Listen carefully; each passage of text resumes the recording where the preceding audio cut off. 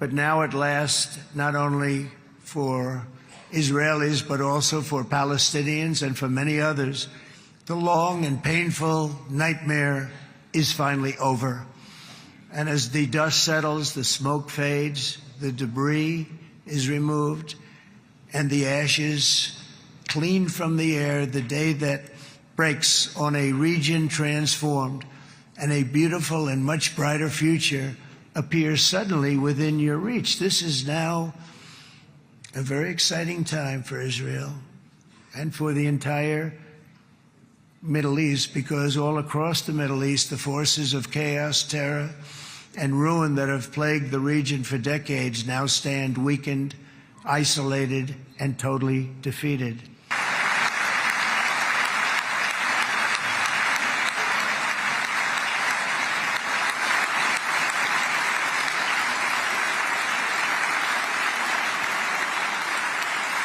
Many years, and I've seen it over and over again. להוציא אותו מיד, החוצה, החוצה. החוצה. להוציא גם את חבר הכנסת כסיף. להוציא את חבר הכנסת כסיף מהאולם. להוציא אותם מיד.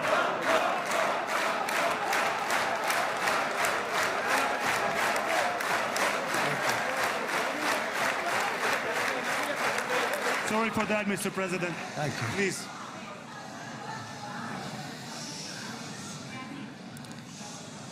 That was very efficient.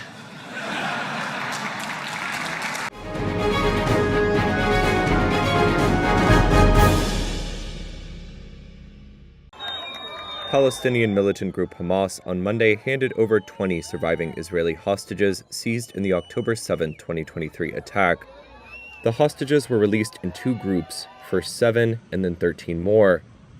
They were first moved out of Gaza by the Red Cross and then transferred to the Israeli military to take into Israel, where thousands of Israelis gathered in anticipation of their return. The hostages are set to be reunited with family and flown by helicopter to hospitals in central Israel. This video shows the mother of one of the released hostages on a video call with her son. She tells him that the war in Gaza is over and that he is on his way home. The release took place as part of the first phase of a ceasefire agreement with Israel. Bodies of some of the 26 dead hostages and another 2 whose fate is unknown are also expected to be released on Monday. Israel is set later in the day to release almost 2,000 Palestinian detainees and convicted prisoners from its jails in exchange. The ceasefire deal between Israel and Hamas is the biggest step yet toward ending 2 years of war. It aims to pave the way for a lasting peace under a 20-point plan by U.S. President Donald Trump, who landed in Israel as the first hostages were released. Much could still go wrong. Further steps in Trump's 20-point plan have yet to be agreed upon. Those include how the largely demolished Gaza Strip is to be ruled when the fighting ends. Another uncertainty is the ultimate fate of Hamas, which has rejected Israel's demands it disarm. Trump is scheduled to meet with hostage families and address Israel's parliament on Monday. He is then scheduled to travel to Egypt for a world leaders summit on ending the Gaza war.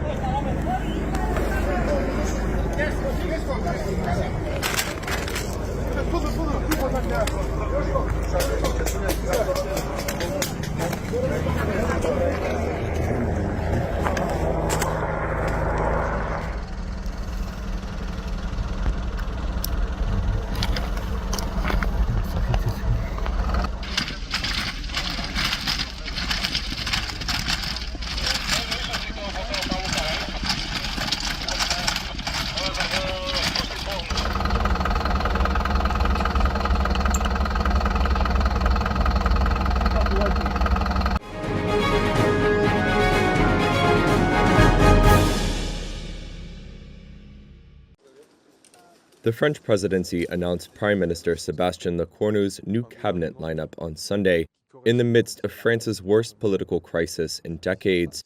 Despite demands by opponents for a political shift in exchange for their support in urgent budget talks, most top jobs remained unchanged, with Lecornu sticking with his previous picks for most of the choice jobs. It remains to be seen if Lecornu's new cabinet will satisfy opponents. The hard-left France Unbowed has said it will file a motion of no confidence on Monday, as did the far-right National Rally. That means the new government will face a nail-biting vote before the end of the week. The government must formally present a budget in the coming days that faces a perilous path through a deeply divided parliament.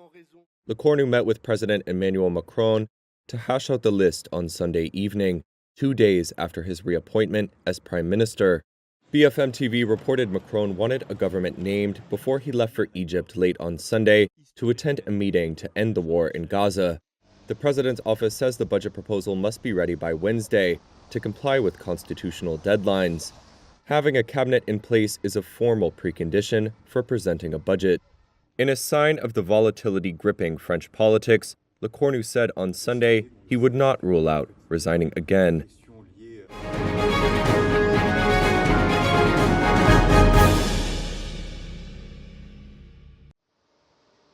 Positive trade data from China wasn't enough to overcome market worries about tensions between Beijing and the US. Customs data on Monday showed Chinese export growth bounced back last month. Exports rose an annual 8.3% in September, well above analyst forecasts and marking the fastest growth since March. But renewed tensions have raised fears about jobs and further deflation in an economy reliant on selling manufactured goods overseas. China's efforts to diversify its economy to deal with US tariffs could take a hit should President Trump carry out his threat to reimpose triple-digit duties.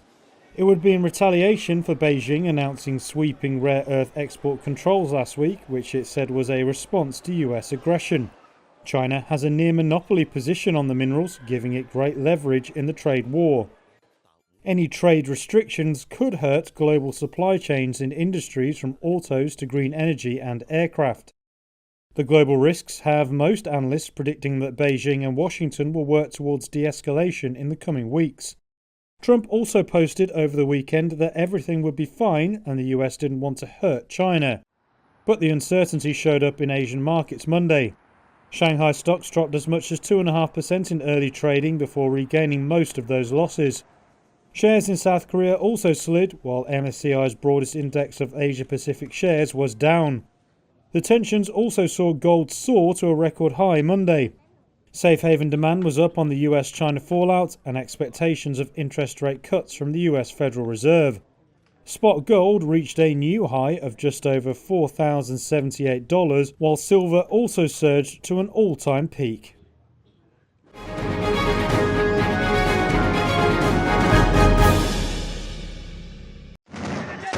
Dozens of fighters were killed in overnight border clashes between Pakistan and Afghanistan, both sides said on Sunday, in the most serious fighting between the neighbours since the Taliban came to power in Kabul.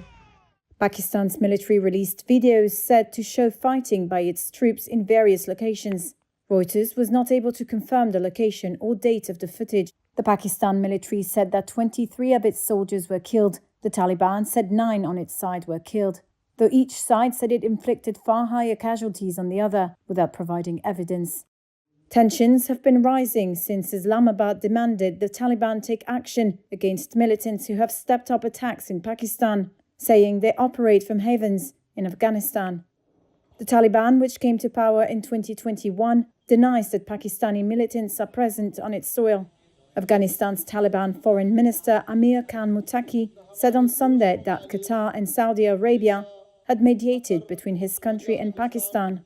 We are in favor of zero tension. If Pakistan does not want to engage in dialogue, then Afghanistan has other ways to handle the situation, Muttaqi said at a news conference during a planned visit to New Delhi.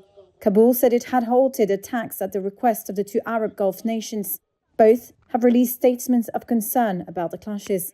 Pakistan's Foreign Ministry Ishaq Dar called it a, quote, serious provocation from the Taliban. In a post on X, Dar demanded Afghan authorities take, quote, concrete measures against terrorist elements trying to derail the two countries' relations.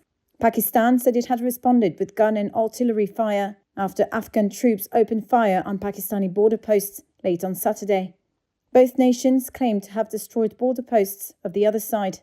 It comes after the Taliban accused Pakistan of carrying out airstrikes in Kabul and on a marketplace in eastern Afghanistan on Thursday.